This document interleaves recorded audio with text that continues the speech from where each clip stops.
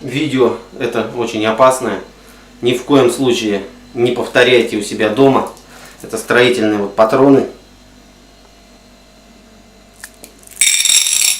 И в микроволновку отправляем и закрываем. На всякий случай я даже очки одену, мало ли чего может случиться. И отойду.